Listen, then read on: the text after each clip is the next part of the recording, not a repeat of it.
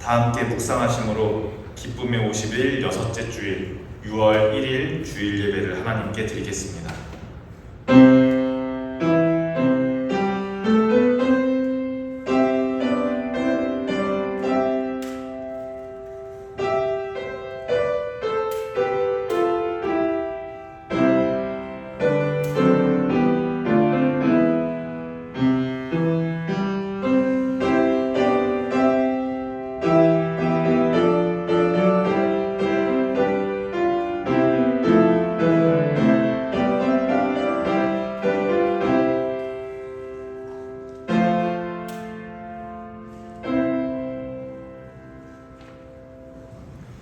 사랑의 하나님, 오늘도 우리를 주님의 날로 불러주시고 주님의 백성으로 예배의 자리에 모이게 하심을 감사합니다. 이 시간 우리의 마음이 오직 주님을 향하게 하시고 거룩하신 하나님의 임재 앞에 두렵고 떨림으로 또 감사와 기쁨으로 서게 하옵소서. 특별히 이 나라 대한민국을 위하여 기도합니다. 대통령 선거를 앞두고 있는 이 시기에 분열과 정쟁이 아니라 서로를 존중하고 사랑하는 국민의 마음이 회복되게 하시며 정의와 공의 그리고 사랑과 진실이 이 땅의 지도자 선택 가운데 살아 역사하게 하옵소서. 오늘 예배 가운데 말씀하시는 하나님의 음성을 듣게 하시고 우리 모두가 주의 뜻에 응답하며 거룩한 백성으로 다시 세움받는 복된 시간이 되게 하여 주시옵소서. 예수 그리스도의 이름으로 기원하옵나이다. 아멘. 다 함께 일어나셔서 찬송가 3장 찬송하겠습니다.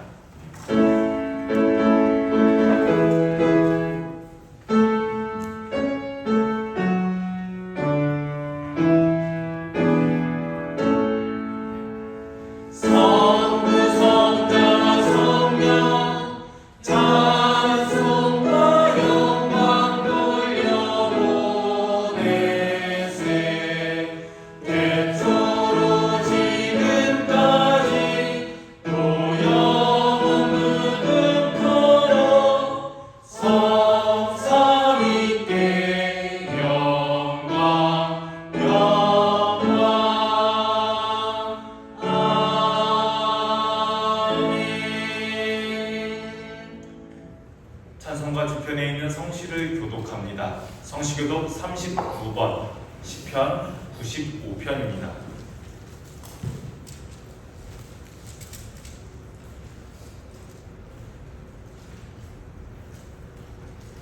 성시교독 39번 시편 95편입니다. 오라 우리가 여호와께 노래하며 우리의 구원의 반석을 향하여 즐거이 외치자. 우리가 감사함으로 그 앞에 나아가며 시를 지어 즐거이 그를 노래하자. 여호와는 크신 하나님이시요 모든 신들보다 크신 왕이시기 때문이로다. 땅의 깊은 곳이 그의 손 안에 있으며 산대의 높은 곳도 그의 것이로다. 바다도 그의 것이라 그가 만드셨고 육지도 그의 손이 지으셨도다. 오라 우리가 굽혀 경배하며 우리를 지으신 여호와 앞에 무릎을 꿇자. 다 함께 그는 우리의 하나님이시요 우리는 그가 기르시는 백성이며 그의 손이 돌보시는 양이기 때문이라. 아멘. 사도신경하심으로 우리의 신앙을 고백하겠습니다. 나는 전능하신 아버지 하나님 천지의 창조주를 믿습니다. 나는 그의 유일하신 아들 우리 주 예수 그리스도를 믿습니다.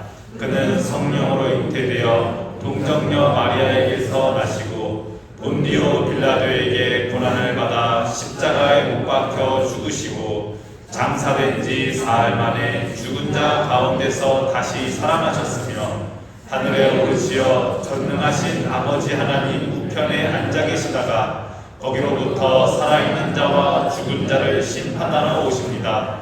나는 성령을 믿으며 거룩한 공교회와 성도의 교제와 죄를 용서받는 것과 몸의 부활과 영생을 믿습니다. 아멘. 자리에 앉으시기 바랍니다. 찬송가 347장 찬송하시고 이어서 최상현 집사님 예배를 위해 대표 기도해 주시겠습니다.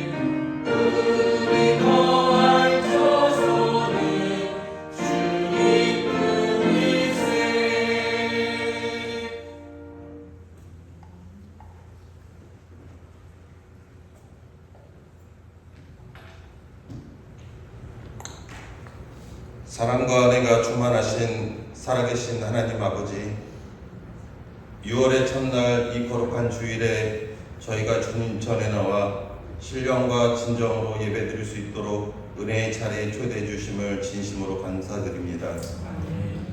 우리의 마음이 주 앞에 깊고 넓게 드리기를 원하며 아벨처럼 정결하고 전심으로 예배를 주님께 올려드리니 우리의 심령이 주 앞에 향기로운 제물로 드려지게 하옵소서. 지난 한 주간 주님 뜻대로 살기를 원한다고 입술로 고백하면서도 저희는 여전히 세상의 소리에 흔들리고 자신의 욕심을 쫓아 살아온 연약한 자들입니다. 게으름과 교만, 원망으로 주님을 멀리한 순간들을 이 시간 주님 앞에 조용히 고백합니다. 용서하여 주시고 다시금 깨끗한 마음과 정직한 영으로 회복하여 주시옵소서. 주님의 은혜가 가정마다 교회마다 심령마다 흘러넘치게 하시고 기도의 불이 타오르게 하소서. 우리 모두가 더욱 주님을 신뢰하고 믿음의 길을 따르게 하옵소서. 우리의 삶이 예배가 되게 하시고 우리의 손이 복음의 통로가 되며 우리의 발이 주님이 기뻐하시는 길로만 인도하게 하옵소서. 가정에서, 직장에서, 학교에서의 모든 삶의 자리에서 그리스도의 향기를 품고 살아가는 사람 되게 하시고 작은 선택 하나하나에도 주님의 뜻을 구하며 범사에 감사하고 주의 손을 붙들고 걸어가는 저희 되게 하옵소서. 이제 이틀 뒤면 이 나라의 새로운 대통령을 뽑는 중요한 선거가 있습니다. 정치적 이념을 넘어서 하나님을 경외하고 백성을 사랑하는 지도자가 세워지게 하시고 솔로몬처럼 지혜롭고 백성을 사랑하며 말보다 실천으로 강함보다 온유함으로 나라를 이끄는 자가 대통령이 되게 하시고 그를 중심으로 이 나라가 다시 회복되고 통합의 길로 나아가게 하옵소서. 교회를 위하여 헌신하며 봉사하는 손길이에 축복을 더하여 주시고 에스더 중창단과 반주자의 땀방울을 기억하시고 그 찬양이 하나님과 모든 성도님께 감동의 울림으로 전파되게 하시고 그들의 노고에 헤아려 축복의 열매로 가득하게 하옵소서. 예배에 참석하지 못한 성도님도 있습니다. 어디 있든지 주님께서 기억하여 주시고 이 자리를 갈망하게 하옵소서. 몸이 불편하고 질병 가운데 있는 자들에겐 치유의 은혜를, 외롭고 지친 자에게는 따뜻한 위로를, 진로의 삶의 방향을 고민하는 이에게는 확신과 지혜를 더하여 주옵시고, 삶의 무게로 지쳐있는 이들에게는 쉼을 주시고, 물질의 어려운 가운데 있는 이들에게 자비를 베풀어 주님의 손길로 풍성하게 채워 주옵소서. 이 시간 말씀을 전하는 목사님께 성령의 기름 부으심을 더하여 주셔서 선포되는 말씀을 통해 우리 모두 위로받고 변화되는 은혜의 시간 되게 하옵소서. 전하는 말씀마다 심령을 찔러 회개케 하며 죽은 영혼을 살리고 지친 심령의 생명의 기운을 불어넣게 하소서. 성령이 감동이 임하고 한 영혼이라도 주님께로 돌아오는 열매가 맺히게 하옵소서. 김시호 목사님 육체적으로나 영적으로 지치지 않게 하시고 늘 건강 지켜 보호하여 주옵소서. 오늘 이 예배를 통하여 주님 홀로 영광 받으시고 생명의 말씀을 통해 삶의 방향과 소망을 다시 세우는 복되고 거룩한 시간 되게 하옵소서. 감사드리며 우리 주 예수 그리스도의 이름으로 간절히 기도드립니다. 아멘.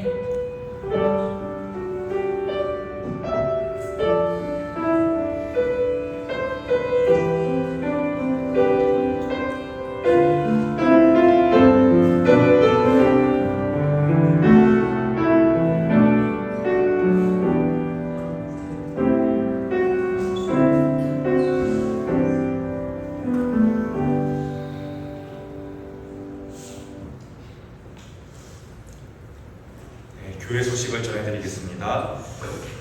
이번 주일은 부활의 기쁨이 계속되는 기쁨의 50일의 마지막 주 6번째 주일입니다. 그리고 이제 다음 주일은 오순절, 성령 강림절로 오순절에 임하신 성령님을 기억하면서 우리가 교회로 모이게 하신 은혜를 기념하는 절기입니다. 성령님의 오심, 성령님의 임재를 사모하는 복된 한 주간이 되시기를 축복합니다. 또한 다음 주일에는 원래 우리 교회가 성령 강림절에 성찬을 하지는 않았었는데 다음 주일에는 성령 강림을 기념하는 성찬 예식을 거행할 예정입니다. 성령의 임재를 기념하는 성령 강림절에 함께 나누는 이 성찬을 통해서 하나님의 은혜를 깊이 누리고 서로를 위하여서 기도하는 공동체가 되기를 소망합니다. 다음 교회 소식입니다. 돌아오는 화요일 대통령 선거가 있습니다. 꼭 여러분들에게 부여된 소중한 한 표를 행사하시고 원하는 후보가 당선되든 원하지 않는 후보가 당선이 되든 위정자와 나라를 위해 국민을 위해 기도하시는 여러분들이 되기를 바랍니다. 이상으로 교회 소식을 마치겠습니다. 오늘 하나님께서 우리에게 주시는 말씀은 구약 성경에 있는 민수기 14장 1절부터 10절까지의 말씀입니다. 민수기 14장 1절부터 10절까지의 말씀 구약 217쪽에 있습니다.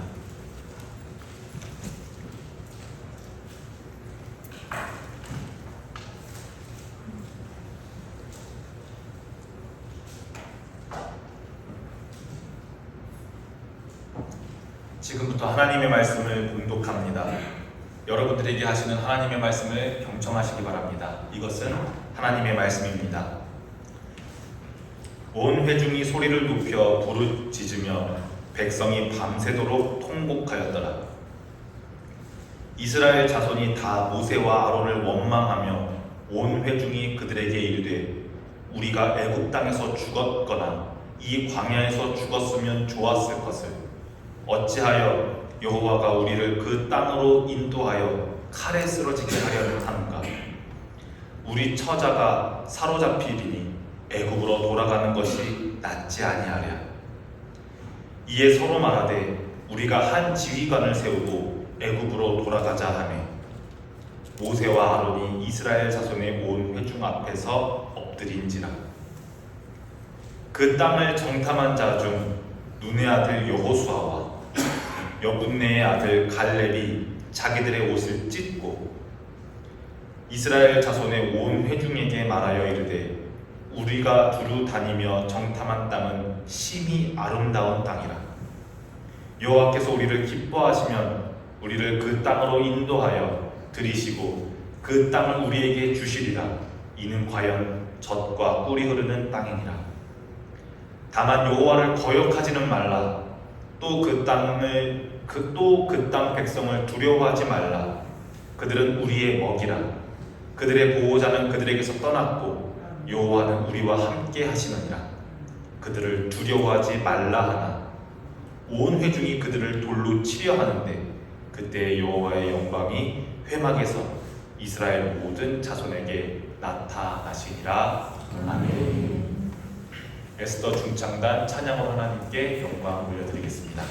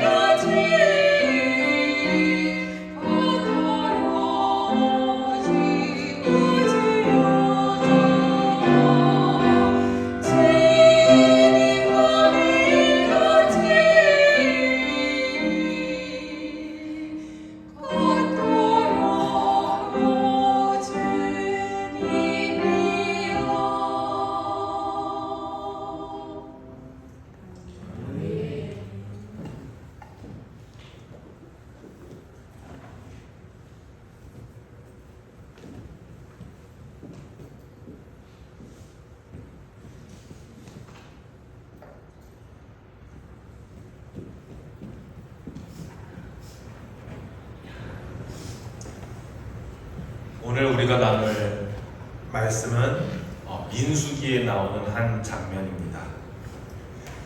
이 구약의 네 번째 책 민수기는 숫자에 대한 이야기입니다.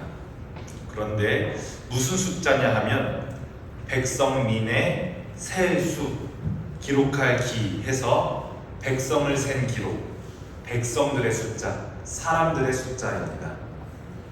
우리가 지난주에는 구약의 세 번째 책 레위기를 읽었습니다.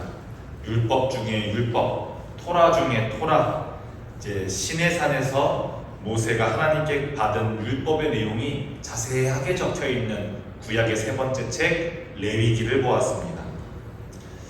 이제 시내산에서 레위기 율법을 다 받고 가나안 땅으로 출발하기 전에 하나님께서는 출애굽한 백성들의 수를 세고 난 이후에 출발하게 하십니다.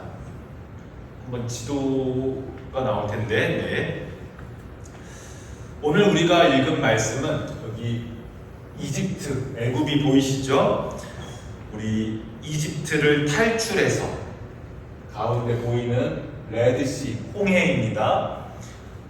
홍해를 지나서 이제 시내산, 빨간색으로 표시된 시내산에서 모세가 율법을 받아오고 시내산 아래에서 인구조사도 다 마치고 이제 시내산을 떠나 가데스 바네아라는 곳에 도착했을 때의 이야기입니다. 이 가데스 바네아라는 곳을 보니 우리가 가고자 하는 땅, 이스라엘 백성이 도착하고자 하는 땅, 약속의 땅 가나안과 아주 가까운 거리에 있습니다. 얼마나 가까운 정도냐면 한 10일 정도면 도착할 수 있는 그런 가까운 거리입니다. 우리 한번 출애굽 이후의 시간을 찬찬히 시간 정리를 다시 한번 해보겠습니다. 출애굽을 이제 이집트에서 탈출했습니다. 출애굽하고 나서 약 2개월 만에 시내산에 도착합니다. 그리고 이제 시내산에 도착해서 무엇 했습니까? 모세가 산 위로 올라가고 십계명도 받고 레위기 법도 받고 그 법을 아래로 가지고 내려와서 이 법의 내용대로 성막도 만들고 1차 인구조사도 했습니다. 이 시내산에서 머물렀던 기간이 약 11개월 정도입니다.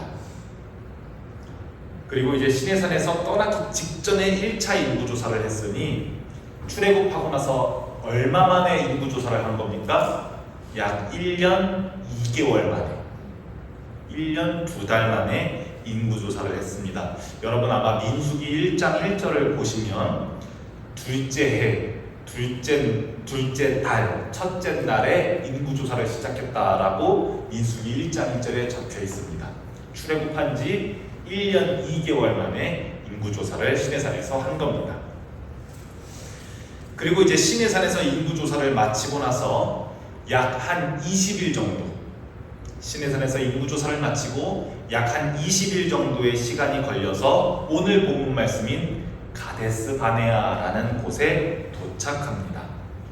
굉장히 순조롭게 약속의 땅, 가나안 땅 호합까지 왔습니다. 1년 2개월 20일 만에 가나안 땅 직전까지 가데스 바네아까지 도착했습니다. 그런데 이렇게 가나안 땅 코앞에서 이들의 발걸음이, 출애굽한 이스라엘 백성들의 발걸음이 한 사건 때문에 멈춰지게 됩니다. 이 사건 때문에 이스라엘 백성들은 약속의 땅을 바로 코앞에 두고 들어가지 못했습니다. 자그마치 40년이라는 기간 동안 이 가데스 바네아 근처에서 지도상에 빨간 원이 보이시죠? 이 빨간 원으로 그려진 이 광활한 광야 사막을 방황해야만 했습니다. 1년 2개월 동안 순조롭게만 진행되던 이집트로부터 가나안까지의 여정이 무슨 일 때문에 40년 동안이나 지체됐는지 오늘 한번 그 이유를 살펴보면서 저와 여러분들이 이 구약의 말씀으로 하나님의 음성을 듣는 시간이 되기를 원합니다. 우리가 계속 가나안 땅을 약속의 땅이라고 부르는데 우리가 이 가나안 지역을 왜 약속의 땅이라고 부르고 있을까요? 왜냐하면 수백 년 전에 우리의 조상 중의 조상 아브라함을 부르실 때 하나님께서는 이렇게 말씀하셨습니다. 여호와께서 아브라함에게 나타나 이르시되 내가 이 땅을 네 자손에게 주리라 하시니라. 하나님께서 아브라함을 부르시면서, 이때는 아브람이죠. 아브라함을 부르시면서 아브라함과 언약을 맺으실 때 네가 지금 밟고 있는 이 땅, 이 가나안 땅을 너의 자손에게, 아직 아들도 없는데 너의 자손에게 주리라 라고 약속하셨습니다. 시간이 지나서는 아브라함의 아들 누구죠? 이삭. 아브라함의 아들 이삭에게도 그 약속을 계승하십니다. 이 모든 땅을 너와 내 자손에게 주리라. 내가 너의 아버지 아브라함에게 맹세한 것을 이루어. 이렇게 아버지 아브라함에게 했던 약속이 아들 이삭에게도 계승됩니다. 그리고 그 이삭의 아들 야곱, 이름을 바꾸어서는 이스라엘이지요. 야곱, 이스라엘에게도 그 약속이 똑같이 계승됩니다. 내가 아브라함과 이삭에게 준 땅을 네게 주고 내가 내 후손에게도 그 땅을 주리라 하시고, 그래서 이 가나안 지역은 아브라함과 이삭과 야곱의 후손들에게는 하나님께서 우리 조상들에게 약속하신, 우리 믿음의 조상들에게 약속하신 언젠가 우리를 그곳에 거주하게 할 약속의 땅입니다. 그래서 우리가 가나안 땅을 약속의 땅이라고 부르고 있습니다. 그리고 오늘 마침내 그 약속을 하나님께서 성취하시려고, 이루시려고 애굽에서 400년 동안의 노예 생활에서 탈출한 이스라엘 백성들을 바로 코앞까지, 가나안 코앞까지, 가데스 바네아까지 인도하셨습니다. 그런데 한 가지 문제가 있습니다. 하나님께서 이 가나안 땅을 아무도 안 살게 깨끗하게 비워주셨으면 아주 편하게 들어갈 수가 있었을 텐데, 가나안 땅에 아무도 살고 있지 않아서 무혈입성하면 참 좋았을 텐데 말이죠. 문제는 이스라엘 백성들이 약 400년 동안 이 땅을 비우고 난 동안 이 가나안 땅이 무주공산처럼 비어있는 것이 아니라 이미 일곱 개나 되는 족속들, 다른 족속들, 헷 족속, 기르가스 족속, 아모리 족속, 가나안 족속, 브리스 족속, 히위 족속, 여부스 족속, 이렇게 7개나 되는 다른 족속들이 이미 이 가나안 땅을 나누어서 점령하고 살아가고 있었습니다. 그러니까 이 땅을, 약속의 땅을 차지하기 위해서는 불가피하게 무엇을 해야만 합니까? 전쟁을 해야만 하는 그런 상황이었습니다. 전쟁을 하기 위해서 먼저 상대방의 병력의 규모가 어떠한지, 무기의 종류는 어떤지, 지형은 어떤 지형인지 파악하기 위해서 정탐할 필요가 있었습니다. 그래서 이 가데스 바네아에 모인 이스라엘 백성들을 위해 하나님께서는 모세를 또 불러내셔서 명령하십니다. 여호와께서 모세에게 말씀하여 이르시되 사람을 보내어 내가 이스라엘 자손에게 주는 가나안 땅을 정탐하게 하되 그들의 조상의 가본 각 지파 중에서 지휘관된 자 한 사람씩 보내라.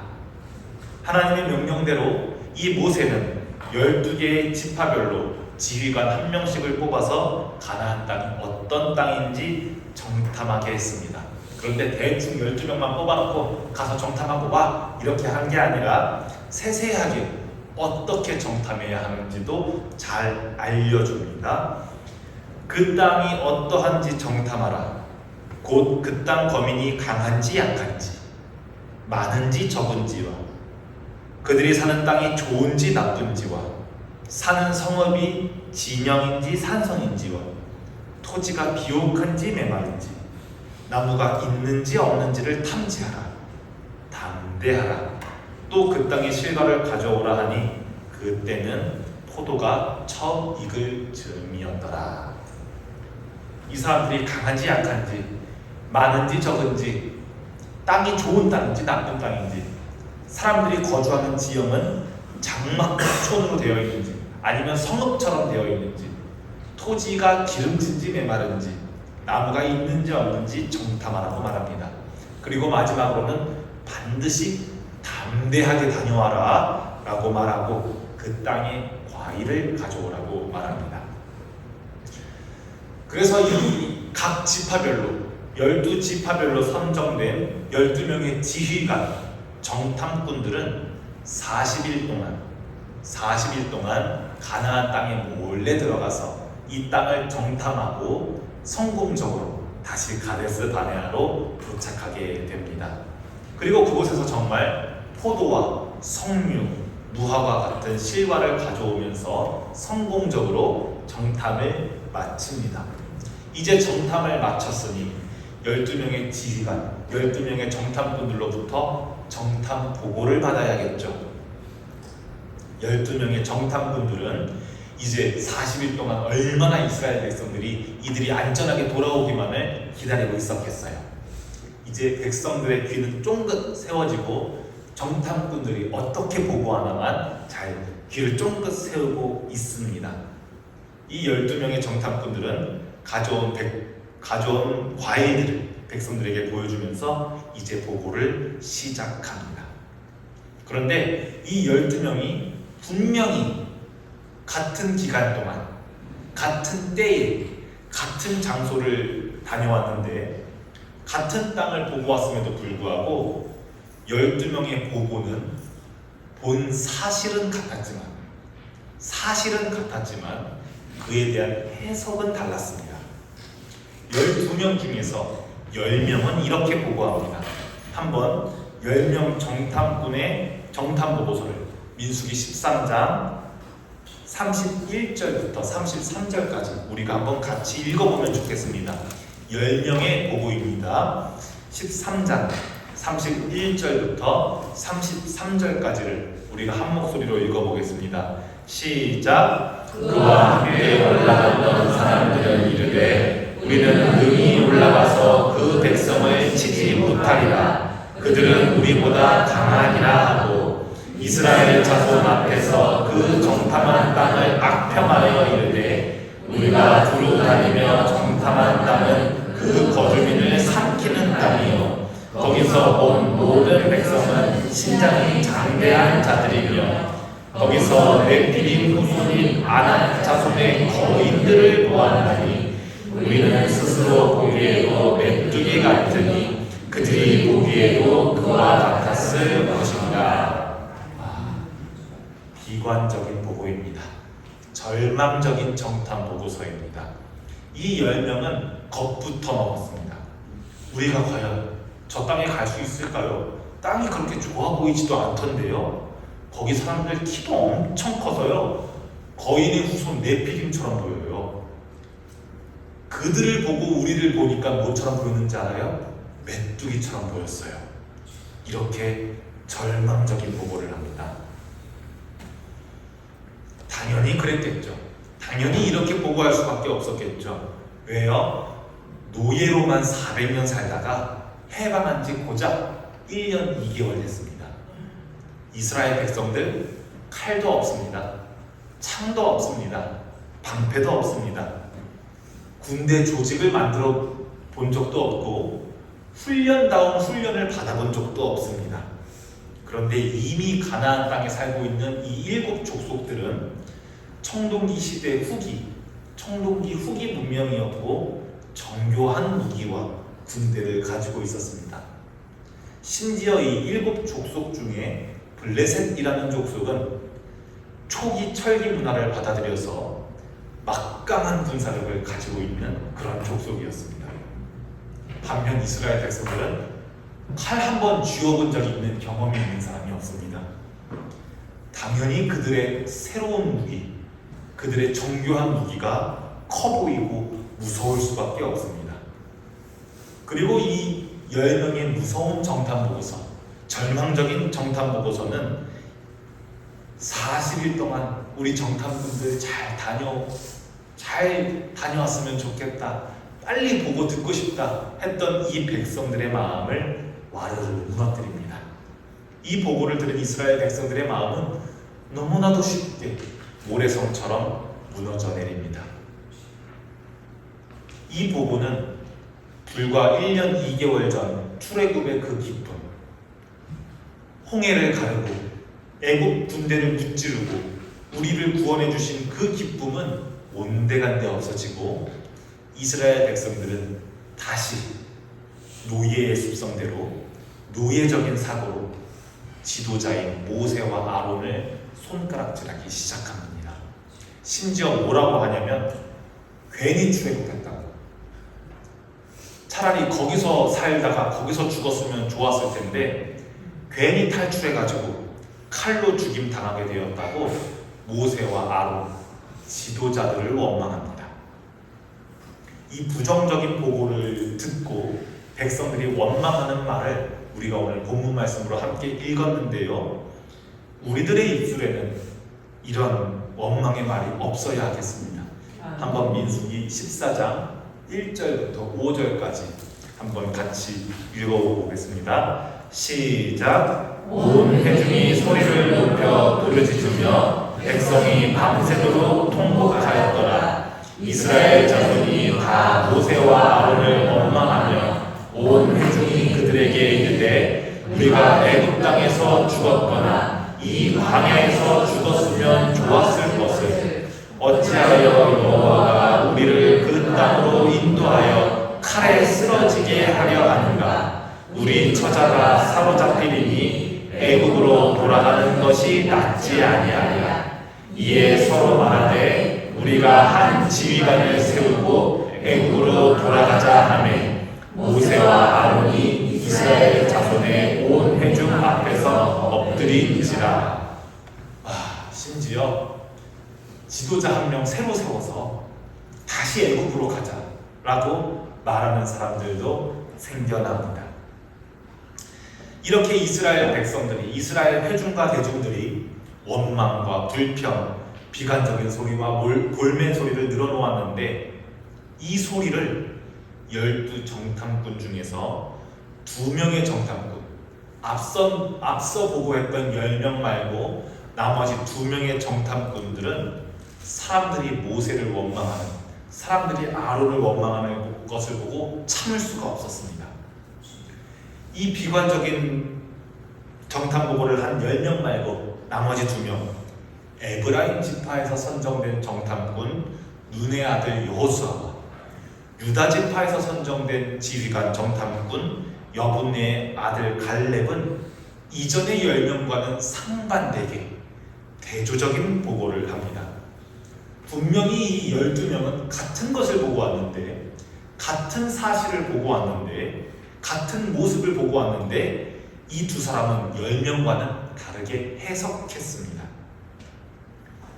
이 여호수아와 갈렙은 10명이 보고한 부정적인 생각, 패배주의적인 생각, 냉소적인 생각과 보고를 듣고 이 보고와는 이런 보고를 듣고 비관적으로 반응하는 이스라엘 대중들을 보고 참을 수가 없어서 옷을 찢고 담대하게 회중들 앞에서 외칩니다. 이 두 사람의 외침이 우리가 읽은 본문 말씀 뒤에 6절과 9절까지 나옵니다. 한번 여호수아와 갈렙의 정탐 보고를 우리가 한번 마지막으로 함께 읽어보겠습니다. 이 두 사람의 정탐 보고가 세상 속으로 나아가시는 여러분들이, 세상을 마주하시는 여러분들이 가지는 시각이 되기를 축복합니다. 한번 6절부터 9절까지 우리가 한 목소리로 읽어보겠습니다. 시작. 그 땅을 정탐한 자 중 눈의 아들 여호수아와 여분의 아들 갈렙이 자기들의 옷을 찢고 이스라엘 자손의 온 회중에게 말하여 이르되 우리가 두루 다니며 정탐한 땅은 심히 아름다운 땅이다. 여호와께서 우리를 기뻐하시면 우리를 그 땅으로 인도하여 들이시고 그 땅을 우리에게 주시리라. 이는 과연 젖과 꿀이 흐르는 땅이니라. 다만 여호와를 거역하지는 말라. 또 그 땅 백성을 두려워하지 말라. 그들은 우리의 먹이라. 그들의 보호자는 그들에게서 떠났고 여호와는 우리와 함께 하시느니라. 그들을 두려워하지 말라 하나. 분명 같은 것을 같은 때에 보고왔는데 10명의 보고와 이 2명의 보고가 너무나도 다릅니다. 같은 사실을 보고 다른 해석을 가집니다. 여기서 우리는 중요한 것을 하나 배우게 됩니다. 우리는 똑같은 것을 보고도 다르게 해석하면서 살아갑니다. 조금 철학적인 용어를 붙여서 이야기하면 우리 머릿속에는 아무런 가치 판단이 들어있지 않는 완전히 가치 중립적인 순수한 사실이란 존재하지 않습니다. 우리는 순수한 사실을 가지고 객관적으로 판단할 수 있는 그런 존재가 아닙니다. 인간이란 존재는 언제나 예외가 없습니다. 인간이란 존재는 언제나 자신이 이미 가지고 있는 가치관, 이미 가지고 있는 경험, 이미 가지고 있는 믿음이라는 해석 틀을 통해서 사실을 읽어냅니다. 그래서 인간은 누구나 언제나 해석하며 살아가는 존재입니다. 여러분들도 최근에 21대 대선과 관련해서 토론도 보셨을 거고 많은 뉴스도 보셨을 겁니다. 그래서 아마 잘 아실 겁니다. 같은 토론을 보았는데, 같은 뉴스를 보았는데 서로가 내가 지지하는 후보가 말 제일 잘했다, 상대방 후보는 토론 태도가 영 나쁘다고 이렇게 말합니다. 같은 토론을 봤는데 서로 내가 지지하는 후보가 제일 말 잘한다고 말합니다. 똑같은 토론을 봤는데 똑같은 분량의 똑같은 말을 들었는데도 저 사람 태도가 나쁘다고, 아니라고, 저 사람 태도가 나쁘다고, 이렇게 우리는 같은 것을 보고도 나의 해석 틀에 맞추어 내가 이미 가지고 있는 가치관과 경험과 믿음과 해석 틀에 맞추어 우리는 다르게 해석하면서 살아갑니다. 비관적인 보고는 10명의 정탐꾼도 마찬가지였습니다. 정탐꾼들은 가나안 땅에서 40일 동안 정탐한 이후에 이것을 세상의 무기를 중심으로 해석했습니다. 무기를 중심으로 해석했습니다. 저들에게는 무기가 있다, 우리에게는 무기가 없다. 저들은 청동 무기를 가지고 있다, 철 무기를 가지고 있다, 군대를 가지고 있다. 우리는 칼도 없고 군대도 없고 싸움도 못한다. 이렇게 해석합니다. 왜? 무기를 중심으로 해석했기 때문입니다. 오늘을 살아가고 있는 우리도 마찬가지입니다. 우리도 무기를 보면서 해석합니다. 젊음과 나이를 무기로 보면서 해석하면 이렇습니다. 아유, 제가 나이도 벌써 이만큼 먹었고 나이도 많아서 아무래도 힘들죠. 이렇게 합니다. 왜 그렇습니까? 젊음과 나이를 무기로 보고 해석하기 때문입니다. 경제력을 무기로 보기도 합니다. 제가 모아둔 돈도 없고 아무래도 초기 자본금도 부족하고 이래이래 해서 저래저래 해서 힘듭니다. 왜? 경제력을 무기로 보고 해석하기 때문입니다.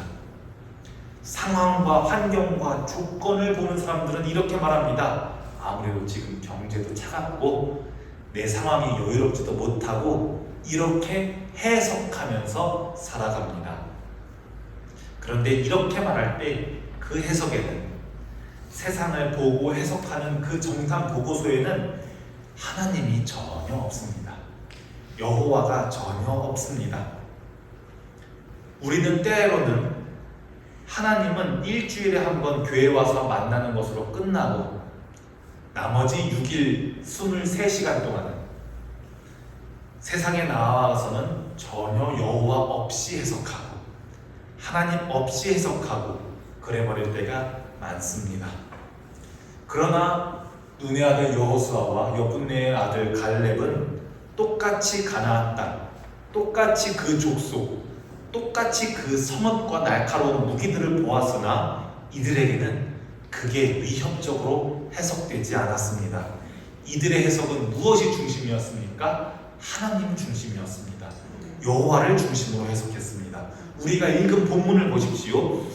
여호와가 우리를 위해서 주신 땅은 아름다운 땅입니다. 정말로 여호와께서 우리에게 무슨 땅을 주셨는지 알아요? 젖과 꿀이 흐르는 그 땅을 준비해 주셨습니다. 저들의 무기를 보고 두려워하지 맙시다. 여호와가 우리와 함께 있습니다. 이렇게 해석했습니다. 이들은 여호와를 중심으로 해석했기 때문에 이스라엘 백성들에게 겁먹지 말라고, 담대하자고 독려할 수 있었고 격려할 수 있었습니다. 할 수 있다고, 우리 능히 할 수 있다고, 겁먹지 말자고 설득하고 또 소리쳤습니다. 그런데 이들의 설득에도 불구하고 결국 어떻게 되었습니까? 여호수아와 갈렙이 아무리 우리가 할 수 있다고 여호와께서 도와주실 거라고 해도 이스라엘 백성들은 믿지 않았습니다. 오히려 이 여호와를 중심으로 해석한 두 명을 돌로 치고자 했습니다. 이스라엘 백성들은 여호수아와 갈렙의 보고만 신뢰하지 않았을 뿐만 아니라 이 둘의 정탐 보고만 신뢰하지 않았을 뿐만 아니라 우리를 구원하셨던 여호와까지도 신뢰하지 않았습니다. 이들에게도 나머지 10명처럼 10명의 정탐꾼처럼 칼과 무기가 더 위협적으로 보였던 겁니다. 그래서 결국 하나님께서는 이 백성들을 통해서는, 이런 정신 상태를 가지고 있는 백성들을 통해서는 약속의 땅 가나안에 들어가지 못하게 하십니다. 하나님께서는 정탐꾼들이 며칠 동안 보고했습니까? 40일 동안. 40일 동안을 하루를 1년으로 계산하여서 코앞에 있는 가나안 땅에 입성하지 못하게 하시고 40일의 하루를 1년으로 계산하여서 40년 동안 광야 생활로 방황하게 하십니다. 그리고 이 40년 뒤에야 가나안 땅에 들어가 이 7 족속과 전쟁하게 만드십니다. 이렇게 해서 출애굽을 경험했던, 홍해의 기적을 경험했던 출애굽 1세대가 모두 세상을 떠나고 40년 뒤, 그러니까 광야 생활 중에 태어난 사람들, 광야 생활 중에 태어난 출애굽 2세대가 중심이 되어서 모세의 후계자 여호수아와 갈렙과 함께 가나안 땅에 전쟁하러 들어가게 됩니다. 그래서 이제 모세가 가나안 땅의 가나안 땅 앞에서 이제 나이가 벌써 40년 해서 벌써 120의 노인이 됐어요. 이제 가나안 땅 앞에서 마지막으로 너희들 이렇게 살아야 한다, 너희들 율법 받았던 거 기억하지? 라고 이야기하면서 신명기, 죽기 전에 마지막 신명기, 구약의 5번째 책 이야기하고 이제 6번째 책 여호수아의 정복기, 가나안 땅 전쟁기 여호수아서로 넘어가게 됩니다. 이제 말씀을 마무리하려고 합니다. 오늘 우리는 민수기 말씀을 통해 약속의 땅 앞에 멈춰선 이스라엘 백성들과 같은 현실을 보고도 전혀 다른 해석을 내린 12 정탐꾼의 이야기를 들었습니다. 이 10명은 현실을 보았습니다. 무기, 성읍, 체격, 자신들의 무능함과 자금을 보고 두려움에 사로잡혔습니다. 이들의 보고서 안에, 이들의 해석 틀 안에 여호와는 빠져 있었습니다. 하지만 여호수아와 갈렙은 달랐습니다. 이들도 같은 땅을 보았지만 하나님 중심으로, 여호와 중심으로 해석했습니다. 여호와께서 우리와 함께 하십니다. 그러니 우리 두려워하지 맙시다. 이렇게 해석했습니다. 여러분, 혹시라도 믿음의 해석을 목사님이 현실을 잘 모르셔서 그래요. 목사님이 자영업의 현실을, 회사생활, 사회생활의 현실을 잘 모르셔서 그래요.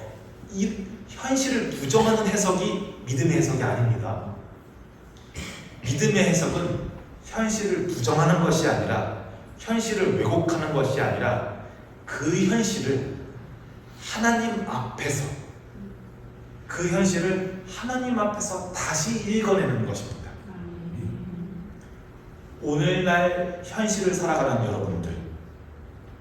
여러분들이 이제 다시 월, 화, 수, 목, 금, 토 현실 앞에서 해석하면서 살아가셔야 하는데, 여러분들이 세상 속에서 작성하시는 정탐 보고서는 어떤 내용을 담고 있습니까? 혹시 역시 무리야, 나는 안 돼, 너무 늦었어, 이런 말들로 가득하지는 않습니까? 여러분들의 정탐 보고서는 무엇을 해석의 틀로 사용하십니까? 여러분들의 논의, 여러분들의 해석 속에 하나님 아버지가 우선이라면 여러분들은 그 어떤 현실 속에서도 약속의 땅을 꿈꿀 수 있어야 합니다. 상대방이 총동기 무기를 가졌건 철기 무기를 가졌건 그것이 중요한 것이 아니라 내 곁에 여호와 하나님께서 함께 하시냐 함께 하시지 않으시냐, 그 해석의 틀이 우선인 겁니다. 여러분들도 믿음의 시선으로 해석하면서 살아가십시오. 그리고 여호수아와 갈렙처럼 말하십시오. 여호와 하나님께서 나와 함께 하신다. 그러니 겁먹지 말자, 담대하라, 두려워하지 말고 강하고 담대하게 살아가시는 여러분들이 되시기를 주님의 이름으로 축복합니다. 기도합니다. 사랑의 하나님, 오늘도 우리에게 말씀으로 다가와 주셔서 감사합니다. 약속의 땅을 코앞에 두고도 두려움에 멈추었던 이스라엘 백성들의 모습을 보면서 우리의 믿음 없음을 돌아봅니다. 하나님, 우리도 때로는 살아가면서 많은 현실의 벽 앞에서 주저하고 세상의 조건과 상황을 중심으로 해석하며 낙심하고 비관적으로 냉소적으로 바라볼 때가 많았습니다. 하지만 오늘 말씀을 통해 우리가 다시금 믿음의 눈으로 세상을 바라보기를 소망합니다. 여호수아와 갈렙처럼 동일한 현실 속에서도 하나님 중심으로 해석하게 하시고 주님이 함께 하신다는 약속 하나로 담대히 나아가는 우리 모든 본향의 성도들이 되게 하여 주시옵소서. 현실이 아무리 커 보일지라도 그보다 더 크신 하나님을 믿으며 오늘도 강하고 담대하게 세상 속을 살아가게 하옵소서. 예수 그리스도의 이름으로 기도합니다. 아멘. 찬송가 50장 3절입니다. 50장 3절 부르심으로 다 함께 봉헌 찬양을 드리시겠습니다.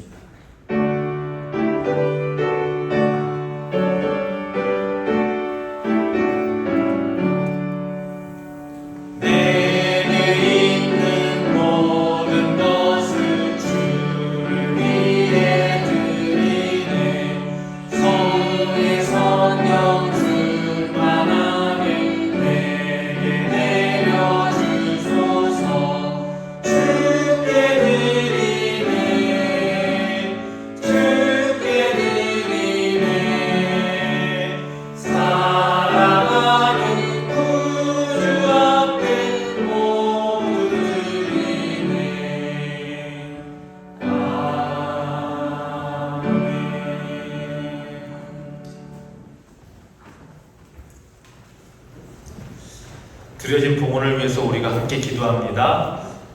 사랑과 은혜가 풍성하신 하나님 아버지, 오늘도 본향의 성도들을 예배의 자리로 부르시고 주님의 말씀 앞에 서게 하시며 감사와 믿음을 담아서 예물을 드릴 수 있게 허락하심을 감사합니다. 주님, 이 예물은 단순한 물질이 아니라, 단순한 돈이 아니라 하나님을 향한 사랑과 순종 그리고 고백이 담긴 예물인 줄로 믿습니다. 지금 이 시간 이 손길들마다 기억하여 주시옵소서. 어떤 손길은 넉넉한 마음으로 드렸고 어떤 손길은 부족한 형편 가운데에서도 믿음으로 드렸습니다. 하나님, 각각의 손길을 주께서 아시고 모든 삶의 형편과 사정을 깊이 헤아려 주시옵소서.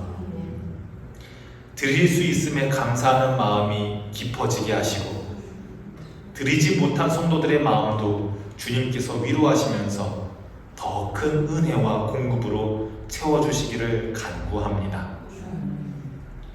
이 예물이 사용되는 곳곳마다 생명이 살아나고 공동체가 격려받고 하나님의 뜻이 더욱 넓고 깊게 이루어지게 하옵소서.